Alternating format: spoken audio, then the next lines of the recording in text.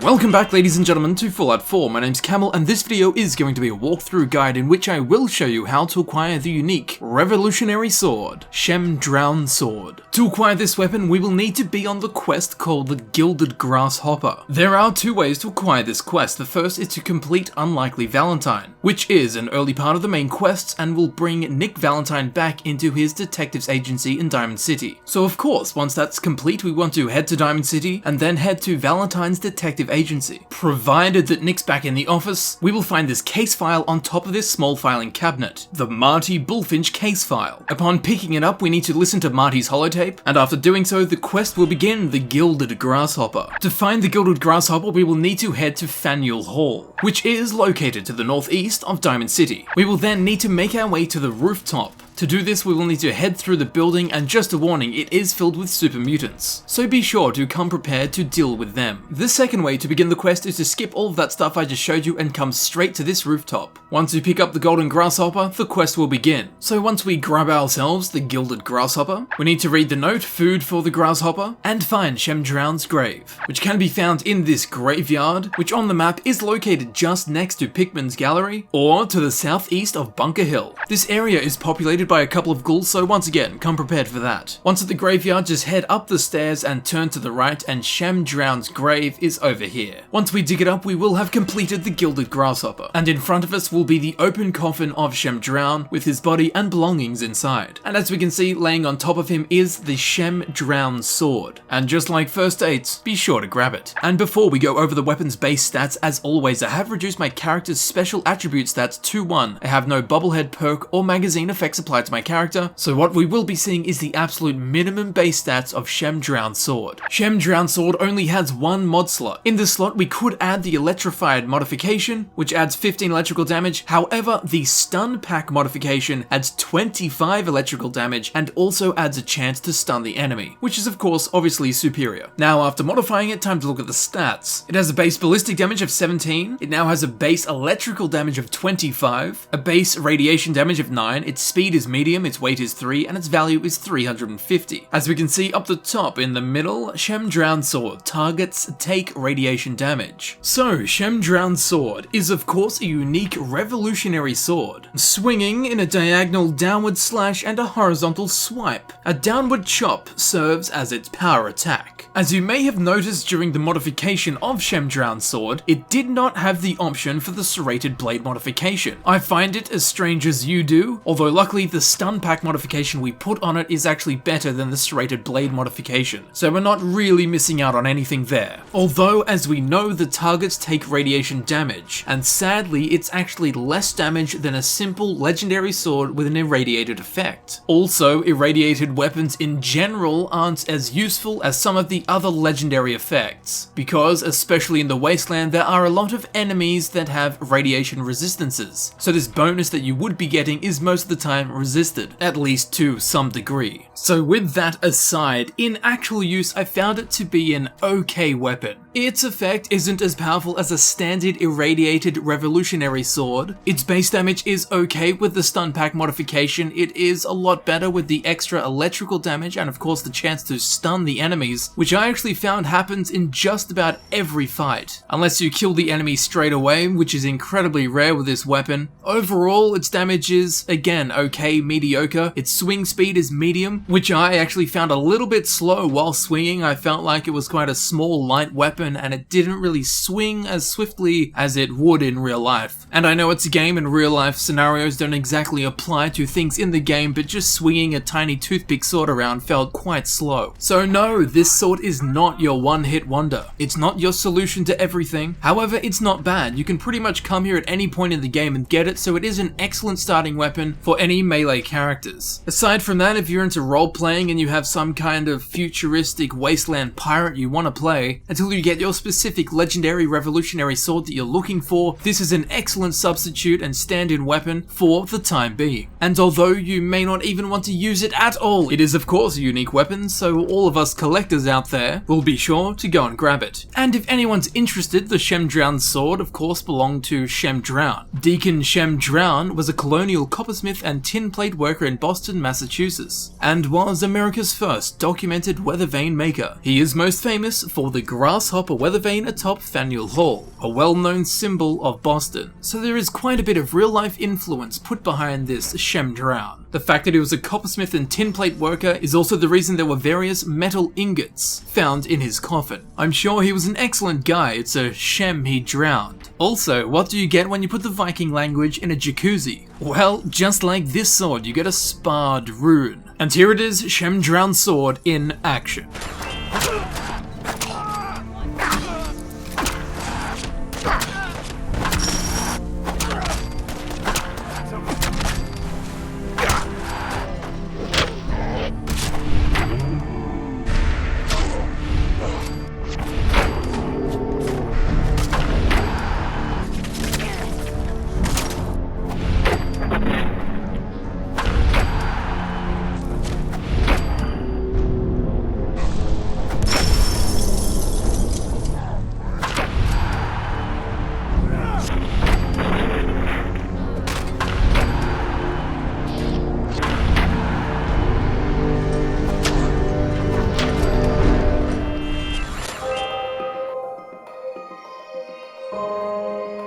And there you have it, there is the guide of how to acquire Shem Drown's sword, and how it's a little bit less useful in the Wasteland, but more useful for cosplay or character builds. As always, if you did enjoy this video, please feel free to click on the playlist button on screen. This of course will take you to my Fallout 4 Guides playlist, where you can select the videos you wish to watch freely. Or you can check in the description of this video where it will be frequently updated with new Fallout 4 Guide links that I upload. Once again, I would like to thank you very much for watching, it's been an absolute pleasure, and I'll see you very shortly in the next video. I'll see you there in a second.